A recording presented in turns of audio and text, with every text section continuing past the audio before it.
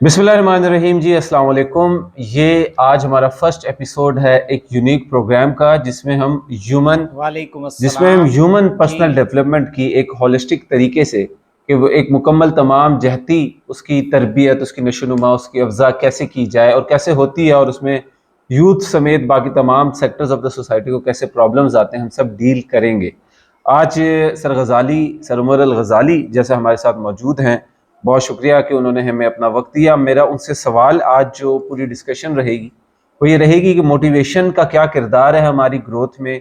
Motivation ना होने या ज़्यादा होने या कम होने की वजह से क्या नुकसानात और क्या फ़वाइद होते हैं। और इसी तरह मोटिवेशनल स्पीकर्स का हम बहुत देखते हैं, कई बहुत जगह से क्रिटिक होती है और बहुत जगह से उनको सराहा जाता है। उनका क्या इस सब में किरदार है? तो सर, सबसे पहले आपका बहुत शुक्रिया। मेरा पहला सवाल यही होगा कि पिछले चंद सालों में, या अगर हम लास्ट 10 ईयर्स, एक दिहाई देख लें, तो मोटिवेशनल स्पीकर्स की ग्रोथ बहुत ज़्यादा हुई है। एक बहुत अननेचुरल सी या बहुत ज़्यादा हाई स्पीड ग्रोथ है। एज का उसमें कोई फ़र्क नहीं है, तजुर्बे का फ़र्क नहीं है। बच्चा भी मोटिवेशनल स्पीकर बन गया है, बहुत बड़ा भी मोटिवेशनल स्पीकर बन गया, जिसके तजुर्बात हैं वो भी, और जो शायद अभी तजुर्बों से नहीं गुजरा वो भी।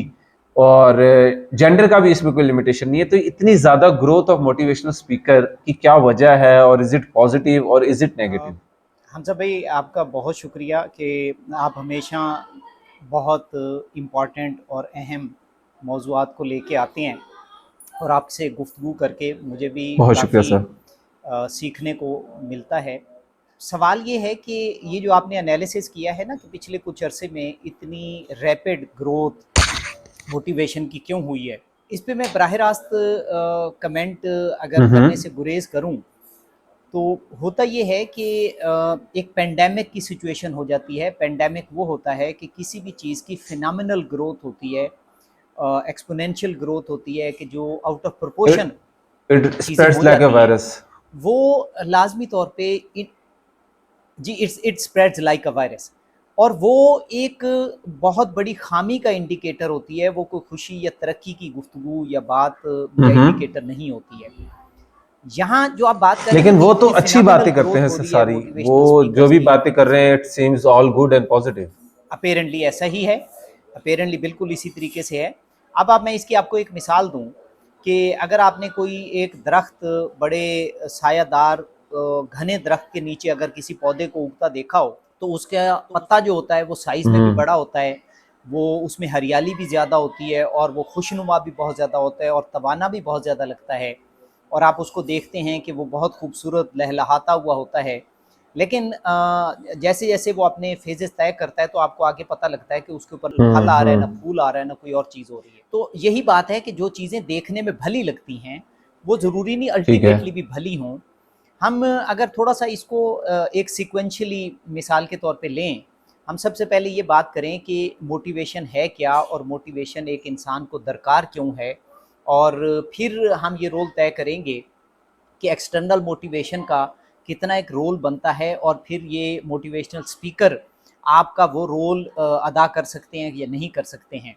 इसे हम अगर इसको एक तरतीब से और हम्म। सिक्वेंशली करें, तो शायद फिर हम एक अंदाज से एक जगह पे पहुंच सकें कि जहाँ पे हम कुछ काबिल फ़हम और काबिल अमल ठीक है। बातें अखज़ कर सकें। बुनियादी तौर पे बात यह है कि एक इंसान को हालत जमूद से, हालत सुकून से, सुस्ती से, काहली से निकाल के अमल पर लाने के लिए कोई ना कोई मुहर्रिक जी। चाहिए। मुहर्रिक कहते हैं तहरीक, जो चीज़ हरकत में लाती है। इंसान को हालत सुकून से हरकत में कोई चीज़ें लाने के लिए इंतहाई ज़रूरी हैं। और वो एक चीज़ होती है जिसको कहा जाता है मोटिव। मोटिव। मोटिव का इंग्लिश में आप लफ्ज़ देखेंगे तो इसके पीछे, हाँ, मोटिव क्या है, उसी मोटिव से मोटिवेशन निकली है।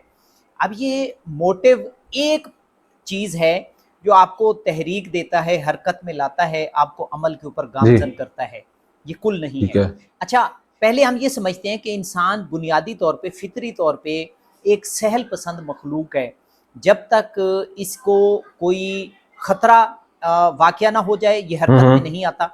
अगर इसको लालच एक्टिवेट ना किया जाए, ये उस वक़्त तक भी हरकत में नहीं आता। ये बुनियादी तौर पे 2 फ़ोर्सेस हैं जो उसे जमूद से, सुकून से निकाल के ठीक है। हरकत में लाएँगी। मिसाल के तौर पे काहिल से काहिल, सुस्त से सुस्त इंसान भी अगर उसकी जान को ख़तरा वाक़या हो जाए तो वो तेज़ दौड़ सकता है, वो ताकतवर जो बंदे काम करते हैं वो काम कर जी। सकता है।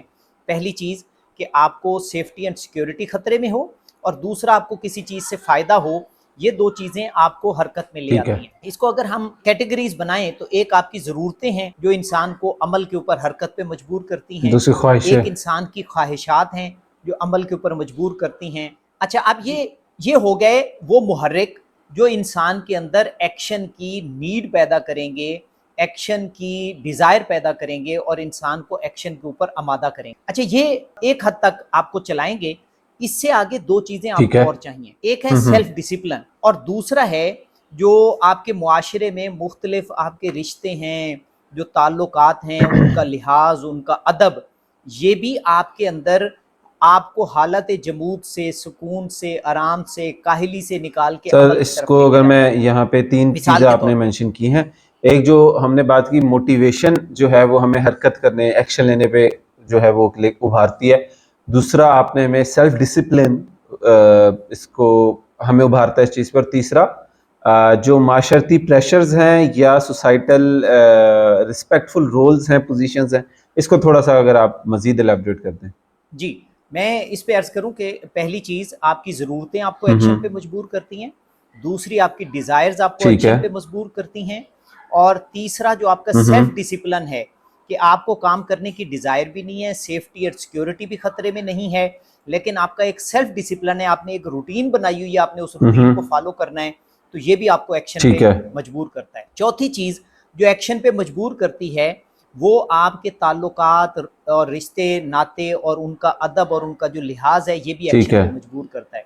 मिसाल के तौर पे मेरा इतवार वाले दिन देर तक सही है। सोने को दिल कर रहा है, लेकिन मेरी अम्मी मुझे कहती हैं कि आप दही लेके आओ, मेरा जाने को दिल नहीं कर रहा, लेकिन मैं अम्मी के अदब और लिहाज की वजह से अपनी सुस्ती पे काबू पा के तो मैं उस काम पे चला जाता हूँ। ठीक है। ये 4 चीज़ें हैं, अदब, लिहाज, self desires discipline, and needs. ख्वाहिश और जी। ज़रूरत, ये 4 चीज़ें मेरे ठीक अंदर है। एक्शन पैदा करती हैं। अब जो 5वां सोर्स है जिसको हम मोटिवेशन कह रहे हैं कि बाहर से जो आपको इंस्पिरेशन मिल रही है, उसका एक लिमिटेड रोल है। वो इसको एक्सट्रिंसिक मोटिवेशनल कहते हैं, जी, इसको जी। एक्सटर्नल मोटिवेशन कहते हैं। जो बाकी 4 सोर्सेज़ हैं वो इंटरनल हैं। जो लिहाज़ है वो भी आपकी इंटरनल कैफ़ियत है, जो आपका सेल्फ डिसिप्लिन है वो भी इंटरनल है, जो आपकी डिज़ायर या ख्वाहिश है वो भी इंटरनल है, जो आपकी ज़रूरियात हैं उनका परसेप्शन ठीक भी है। आपका इंटरनल है, जो आपको कोई बाहर से इंस्पायर करता है किसी काम के लिए, ये एक्सटर्नल ठीक है। मोटिवेशन है। अच्छा, ये एक्सटर्नल मोटिवेशन आपकी इंटरनल 4 मोटिवेशन को एनहांस कर सकती हैं, सपोर्ट कर सकती हैं, फैसिलिटेट कर सकती हैं। अगर 4 इंटरनल मोटिवेशन आपके अंदर नहीं है, तो एक्सटर्नल मोटिवेशन उनकी खामी को, कमी को बहुत महदूद अरसे के लिए, महदूद डायमेंशन में पूरा करेगी, और जैसे ही वो अरसा ख़त्म होगा, वो महदूद मुद्दत ख़त्म होगी, तो आपकी वो ठीक है। मोटिवेशन ख़त्म हो जाएगी, इंसान फिर स्लैकनेस का शिकार हो जाएगा, काहली और सुस्ती का शिकार हो जाएगा। इसलिए आप देखिए जो लोग एक्सटर्नल मोटिवेशन के ऊपर जाते हैं, मोटिवेशनल स्पीकर को सुनते हैं, मोटिवेशनल बुक्स पढ़ते हैं, मोटिवेशनल कोट्स पढ़ते हैं, मोटिवेशनल वीडियोस देखते हैं, वो उनको ऑलमोस्ट बिल्कुल। एडिक्टेड हो जाते हैं। वो एडिक्शन की तरह उनको देखते रहते हैं, सुनते रहते हैं, समझते रहते हैं, लेकिन उनके बाकायदा एक्शन में लफ्ज़ है उनके तब्दीली नहीं लिए कि आती। वो सेल्फ हेल्प जंकीज़ कहलाते हैं, कि उसको जस्ट लाइक अ जंकी वो उसको कंज़्यूम करते हैं। सर, एग्जैक्टली, सवाल यहाँ पे मेरे ज़हन में आता है कि ये जो एग्जैक्टली। आपने 4 बताई हैं, ख्वाहिशात हैं, ज़रूरियात हैं, सेल्फ डिसिप्लिन है और अदब जो है एक्सटर्नल, रिश्तों का, नातों का, ताल्लुकात का, ये डोरमेंट जी, क्यों हो जाता है? ये इतना इनर्शिया क्यों पैदा होता है कि जी। इंसान इंतहा सुस्ती, इंतहाई लैक ऑफ एक्शन का शिकार रहता है और फिर उसको तलब और ख्वाहिश होती है कि बाहर से उसको मोटिवेशन मिले और फिर कोई एक्शन ले? बहुत खूबसूरत और अच्छा सवाल आपने किया है एंड इक्वली इम्पॉर्टेंट भी है। इसकी रीज़न ये होती है कि एक इंसान की जो इनर फैकल्टीज़ हैं, इनर फैकल्टीज़ से मुराद के माइंड जो है वो बेसिकली सोचने के काम आता है। ये सोचें वीक भी होती हैं, ये सोचें नेगेटिव भी होती हैं, ये सोचें पॉजिटिव भी होती हैं, ये आपकी सोचें कॉन्फिडेंस वाली भी होती हैं, लैक ऑफ कॉन्फिडेंस वाली भी होती हैं। अच्छा, ये वसवसे भी होते हैं, ये आपके अंदर अज़म और इरादा भी पैदा करते हैं। अब माहौल के ऊपर, तरबियत के ऊपर, सेल्फ डिसिप्लिन के ऊपर ये डिपेंड करता है कि बंदे के अंदर वो पॉजिटिव स्किल्स डेवलप हुई कि नहीं हुई। पहले हम माइंड की बात कर रहे हैं। दूसरा, जब हम बॉडी की बात करेंगे तो बॉडी आपको जब एक ख़ास एज के मुख्तलिफ मराहिल से गुजरते हुए अगर हम हैबिट पैटर्न हेल्दी डेवलप नहीं करेंगे तो ये दूसरी का खामी हो जाएगी। एक माइंड हमारा प्रॉपरली डेवलप नहीं हुआ कि नेगेटिव थाट से तवज्जो हटा के पॉजिटिव के ऊपर तवज्जो मरकूज रखने के ऊपर एबिलिटी स्ट्रेंथ नहीं है, और सेल्फ कंस्ट्रक्टिव थाट की बजाय डिस्ट्रक्टिव थाट्स को बंदा जनरेट करता है और डिस्ट्रक्टिव थाट से तवज्जो हटा के कंस्ट्रक्टिव पे नहीं रख सकता। ये एक खामी हो गई। दूसरी खामी ये हो गई कि उसने पॉजिटिव हैबिट पैटर्न डेवलप नहीं किया, उसने अपने अंदर सेल्फ डिसिप्लिन डेवलप नहीं किया, और ये दो खामियां हो गई। इससे तीसरा आगे होता है कि जो जिसको हम अकल कहेंगे कि वो अकल आपको बेसिकली सही और गलत, नुकसान और फ़ायदा वे करना सिखाती है। अब पहली दो खामियां तीसरी को जन्म दे देती हैं कि फिर इंसान अपना नुकसान जिस चीज़ में महसूस हो रहा है उसके भी बहाने तराश लेता है, अपनी गलती के बहाने तराश लेगा, क्योंकि वो जो काहली और सुस्ती फिजिकल है और जो मेंटल लेजीनेस है, ये दोनों आपको एक्शन पे नहीं जाने देंगी। तो फिर अब क्या होगा कि जो अकल होगी वो उसके जवाज़ तलाश करेगी। ये तीसरी खामी हो गई। तीन खामियों के बाद इसका असर इंसान के सोल या नफ्स के ऊपर पड़ता है। सोल या नफ्स लज़्ज़त की तलाश में जाती है, मज़े की तलाश में जाती है, तो वो भी मुश्किल की तरफ नहीं जाती, तकलीफ़ की तरफ नहीं जाती, लॉन्ग टर्म रिज़ल्ट की तरफ नहीं जाती, शॉर्ट टर्म रिज़ल्ट देखती है। तो चौथा इफ़ेक्ट सोल या नफ्स के ऊपर पड़ा। अब ये चारों का जब एक साइकिल कंप्लीट हुआ तो ये एक कंप्लीट एक पैकेज बन गया कि अब इंसान काहली और सुस्ती, स्लैकनेस अब का शिकार हो गया। ऐसा शख्स ख्याली पुलाव बहुत अच्छे पका सकता है, ख्वाब बहुत अच्छे देख सकता है, टारगेट बहुत अच्छे बना सकता है। उन टारगेट्स को अचीव कैसे करना है और अपने प्रेजेंट टाइम को, प्रेजेंट सलाहियतों को, प्रेजेंट रिसोर्सेज को, जो हाथ में चीज़ें हैं उनका बेहतरीन इस्तेमाल कैसे करना है, इसके अकली जवाब बहुत अच्छे दे देगा, इसके प्लान्स बहुत अच्छे दे देगा। इसके ऊपर प्रैक्टिकल एक्शन प्लान बना के उसके ऊपर अमल शुरू नहीं कर सकेगा, और अगर अमल शुरू करेगा तो उस पर कंसिस्टेंसी नहीं सर दिखा सबसे सकेगा। पहले तो बहुत शुक्रिया। मैं इधर एक ये चीज़ मेंशन करना चाहूँगा कि अक्सर जब भी मैं दोस्तों से, अहबाब से अपने ये ज़िक्र करता हूँ कि हॉलिस्टिक डेवलपमेंट होती है या उससे रिलेटेड कोई गुफ्तगू हो, तो अक्सर सवाल ये होता है कि हॉलिस्टिक क्या होती है, इसका मतलब क्या है।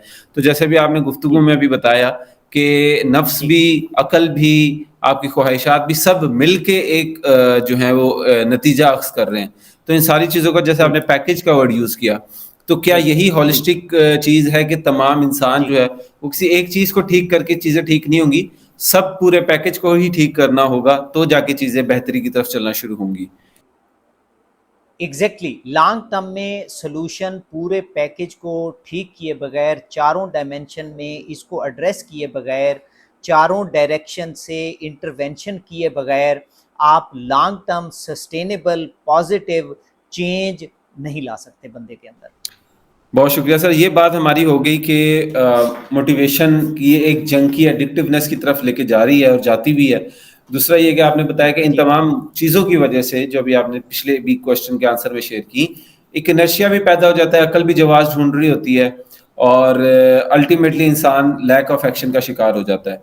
आपने पहले जिक्र किया था सेल्फ डिसिप्लिन चाहिए होता है इसके लिए, और पीछे नीड्स एंड विशेस, बल्कि नीड्स एंड डिजायर्स को आपने मैनेज करना होता है। तो वन बाय वन अगर हम इसको जी जी देखेंगे, टू ब्रेक दैट इनर्शिया या वो लैक ऑफ एक्शन जी जी तोड़ने के लिए, हम इन तमाम अंदरूनी जी। जो कैफियत हैं उनमें किस तरह से काम करें और किस पे काम करें? देखें, पहली बात तो ये है कि मैं आपको एक अर्ज़ कर दूं, वर्ड ऑफ काशन है मेरी तरफ से कि ये सारे साइकिल को, इनर्शिया को, इसके अंदर जो जमूद तारी हो गया हुआ है, इसको सेल्फ हेल्प के ज़रिए से तोड़ना एक हद तक मुमकिन है, और एक ख़ास डायमेंशन में मुमकिन है। इसको होलिस्टिकली इसको चेंज करना ये मुमकिन नहीं है। यानी मिसाल के तौर पे आप अपने सेल्फ हेल्प की बेस के ऊपर पॉसिबिलिटी है कि बहुत ज़्यादा सख्त मेहनत करके आप अपने अंदर सेल्फ डिसिप्लिन इनकलकेट कर लें, आप कोई स्किल डेवलप कर लें।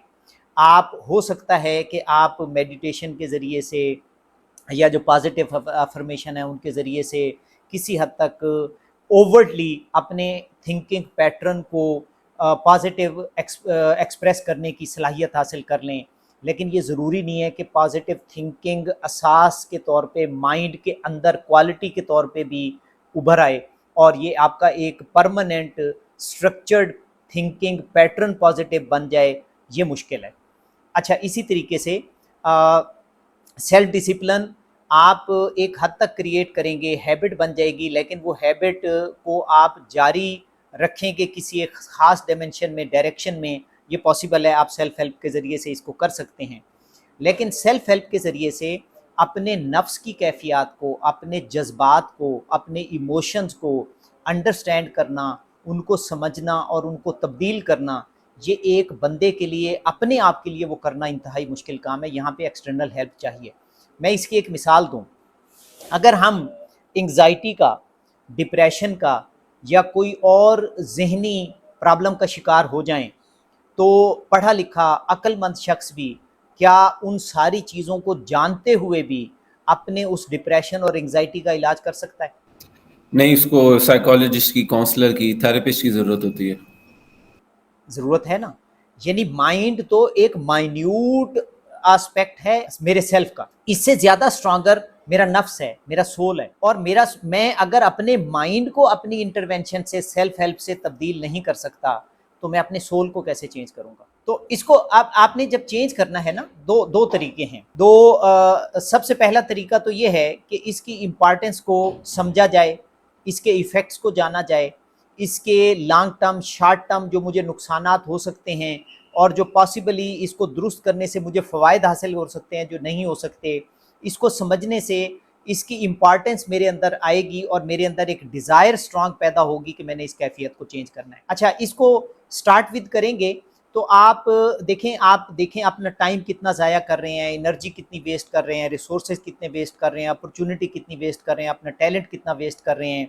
इसके ज़रिए से आप कोई भी एक्सटर्नल हेल्प जितनी आपको आसानी से अवेलेबल है, कोई आपका पीयर हो सकता है, आपका दोस्त हो सकता है, आपका भाई हो सकता है, आपका बुज़ुर्ग हो सकता है, उनके साथ ज़रा थोड़ी सी इंटरेक्शन बढ़ा के आप अपना एक पॉजिटिव सर्कल क्रिएट करें, जहाँ पे आप अपनी खामी को शेयर करके, मशवरा लेके, आप उसके अंदर जो फोकस होना चाहिए वो एक्शन की तरफ जाना होना चाहिए।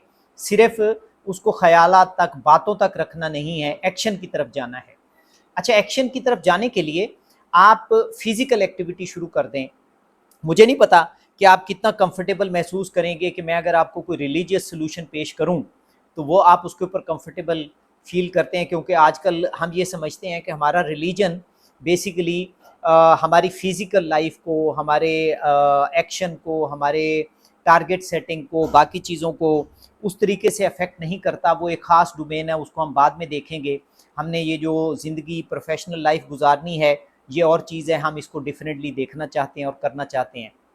लेकिन मुझे कुछ अर्सा पहले अपने उस्ताद के ज़रिए से हजूर पाक सल्लल्लाहु अलैहि वसल्लम का फरमान मुबारक से एक जो है बहुत ही खूबसूरत चीज़ मिली कि एक इंसान जब मुश्किल का शिकार हो, परेशानियों का शिकार हो, तकलीफ़ का शिकार हो, मुआशी तंगी का शिकार हो, तो वो 10 काम ऐसे क्या करे कि ग्रेजुअली उसकी सारी मुश्किलें आहिस्ता आहिस्ता करके आसान होती चली जाएँ।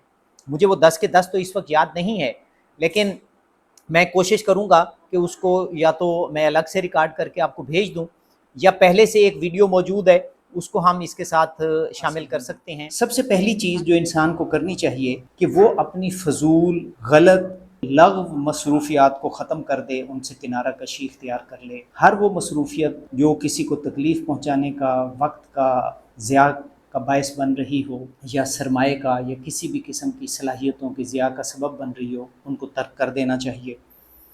फिर इंसान को अपनी निगाह की और सोचों की हिफाजत करनी चाहिए। ज़हन में आने वाली गलत सोचों को तब्दील करे, मनफी सोचों को, किसी के बारे में हसद की सोच हो सकती है, तकब्बुर की सोच हो सकती है, किसी को घटिया समझना है। फिर तीसरी बात का एहतियात इंसान ये करे कि किसी भी सवाल करने वाले को रद्द ना करे, और उसमें जितना आसानी से अपने वक्त को सर्व करके, वसाइल को सर्व करके उनकी मदद कर सकता है, वो ज़रूर करे। और फिर चौथी बात ये करे कि दूसरों को अपने से कमतर और हकीर ना समझे। पांचवी एहतियात ये करे कि किसी भी अच्छी ज़िम्मेदारी जो उसके ऊपर आती हो, घरेलू, ज़ाती या मुआशरे के हिसाब से, उससे कोताही ना बरते और उसको ज़रूर पूरा करे। और छठी चीज़ ये जहन में रखे कि वसाइल और सलाहियत जितना उसको हासिल है उतनी अच्छाई करने से कोताही ना बरते। सड़क पे चलते हुए किसी को रास्ता देना है, इसमें कोई मुश्किल पेश नहीं आती। किसी से खंदा पेशानी से मिलना है, किसी की मदद करनी है, किसी को खैर सगाली का पैगाम देना है, किसी के बारे में अच्छा सोचना है, ये वो चीज़ें हैं जिनके लिए को बहुत ज़्यादा वक्त और वसाइल भी दरकार नहीं हैं। फिर मुस्बत मालूमात और इल्म हासिल करने और अपने अमल को सुधारने में भी कोताही न बरते। लालच, हसरत और हसद से इंसान को गुरेज करना चाहिए। ये वो चीज़ें हैं जो इंसान के अमाल को बहुत ज़्यादा मुतासिर करती हैं। किसी हकदार का हक़ पूरा करने में कोताही ना करे। और 10वीं चीज़ ये है कि नाजायज़ फ़ायदा उठाने के लिए किसी को तंग ना करे। और 11वीं एहतियात ये है कि किसी भी मामले में किसी को गलत मशवरा ना दे।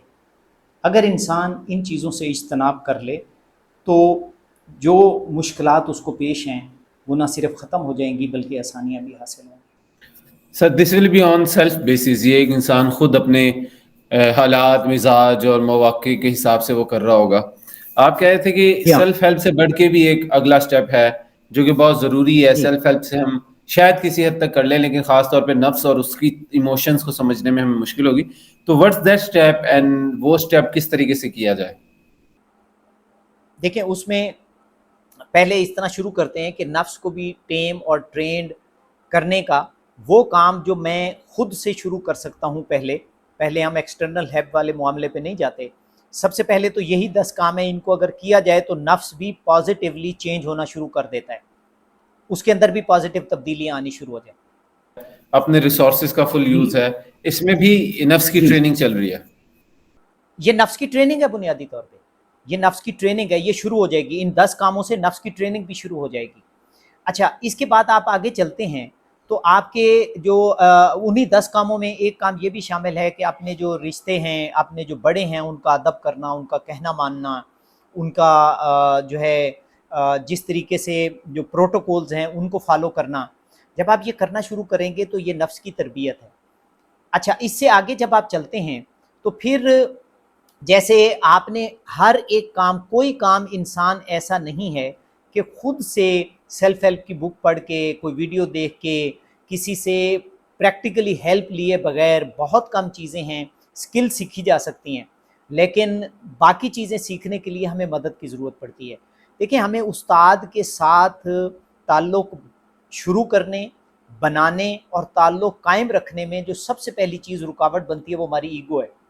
इसी ईगो को जब तक हम पहले उन छोटे छोटे कामों के ज़रिए से पहले बैलेंस में नहीं लाएंगे तो वो ईगो हमें किसी उस्ताद के पास पहुंचने और उस्ताद के हुक्म को फॉलो करने में रुकावट बन जाएगी।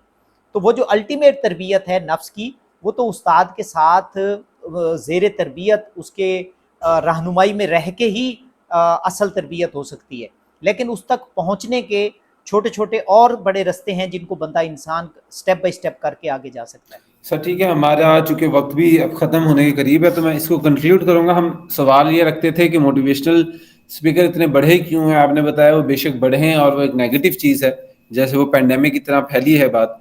दूसरा, हमें मोटिवेशन की क्यों ज़रूरत होती है, वो इसलिए कि इंसान या तो खौफ या किसी ख्वाहिश या जो है वो सेल्फ डिसिप्लिन के तहत जो है वो एक्शन ले रहा होता है। जब वो तमाम चीज़ें ख़त्म हो जाती हैं तब उसकी ख्वाहिश ये होती है कि वो एक्सटर्नल, या उसकी तलाश होती है वो एक्सटर्नली चीज़ों को लेके चले, लेकिन वो एक एडिक्टिवनेस में, एडिक्शन के अंदर तब्दील हो जाती है क्योंकि वो असल कॉज को नहीं कर रही होती। असल कॉज वो इन तमाम चीज़ों का ना होने की वजह से इनर्शिया पैदा हो जाना है, जिसको तोड़ने के लिए आपने वो हदीस में से एक हदीस जिसमें 10 काम, उसमें आपने बताया कि हम अपने वक्त का फजूल इस्तेमाल छोड़ दें, जितना हो सकता है उसको प्रोडक्टिव, इंगेजिंग, मीनिंगफुल चीज़ों में उसको यूज़ करें। दूसरा, आपने बताया कि जो हमारी जिम्मेदारियां हैं, जो हमारे पास रिसोर्सेज हैं, जितने भी हमारे पास रिसोर्सेज हैं उसका मुकम्मल इस्तेमाल करें और अपनी जिम्मेदारियां, चाहे वो छोटी, अपना बिस्तर ठीक करना, अपने कपड़े इस्त्री करना, जूते साफ करना, बर्तन धोना, उससे हम शुरुआत करें। तीसरा, हम जिस किसी की मदद कर सकते हैं, चाहे वो रास्ता बताना हो, चाहे वो पैसों से मदद करना हो, वक्त से मदद करना हो, मशवरे से मदद, या इवन दुआ तक करना हो, हम उससे करें तो हमारा ये जमूद टूटना शुरू करेगा। और लास्टली उससे आगे बढ़ने में आपने कहा कि इन तमाम चीज़ों में नफ्स की ट्रेनिंग होगी, लेकिन जो मुकम्मल ट्रेनिंग होगी वो उस्ताद के साथ होगी, और उस्ताद के लिए लास्टली इसको एक मुकम्मल करते जाएगा कि उस्ताद आजकल तलाश कैसे किया जाए, या वही जो आप अक्सर बताते हैं रूमी, मौलाना रूमी की बात कि the student is ready the teacher appears, उसी हद पे उसी फॉर्मूले पे जाया जाए, and how to be ready. Right. देखें, रेडीनेस के लिए मैं यहाँ पे एक चीज़ और ऐड कर दूँ, जो एक्सटर्नल मोटिवेशन है ना, ये बुनियादी तौर पे इंसुलिन की तरह है। जब आपका जिगर ग़िज़ा को प्रोसेस करके उसमें से जो शुगर है उसको प्रॉपरली कंज्यूम करके और एक्सेस को डिस्पोज ऑफ नहीं कर सकता, तो आपको बाहर से इंसुलिन लगाने की ज़रूरत पड़ती है। अब ये इंसुलिन एक्सटर्नल एक चीज़ है, अब इसकी अपनी लिमिटेशंस हैं, इसके अपने प्रॉब्लम्स हैं। आपको दिन में 2 दफ़ा लगानी पड़ती है, उसकी तकलीफ़ होती है, और वक्त के साथ साथ इसकी इंट्रिकेसीज कम्प्लेक्सिटीज़ बढ़ती चली जाती हैं। यही चीज़ है कि वो जो इंटरनल बैलेंसिंग के ज़रिए से, सेल्फ डिसिप्लिन के ज़रिए से, बाकी चीज़ों के ज़रिए से आपके अंदर जो एक तहरीक और मोटिवेशन पैदा होनी थी, वो तो नहीं हो रही। आप बाहर से किसी की वीडियो देख के, लेक्चर सुन के, इंस्पिरेशन लेके अपने आप को मोटिवेट रखने की कोशिश करते हैं। इस मोटिवेशन के साथ प्रॉब्लम ये है कि हर आने वाले वक्त के साथ पिछले से ज़्यादा मोटिवेशन दरकार है, पिछले से ज़्यादा मोटिवेशन दरकार है। ये बढ़ती चली जाएगी, और एक स्टेज ऐसी है, एडिक्टिवनेस ऐसी है, जैसे तमाम एडिक्शंस के साथ होता है कि पिछली मिकदार वाला नशा अगली दफ़ा काम नहीं करता, वो नशा बढ़ाना पड़ता है। ये मोटिवेशन भी बढ़ानी पड़ती है, इसलिए जो लोग इसका शिकार हो जाते हैं, वो टोटली एडिक्टेड हो जाते हैं, वो फिर इसी के सहर में मुब्तला हो जाते हैं।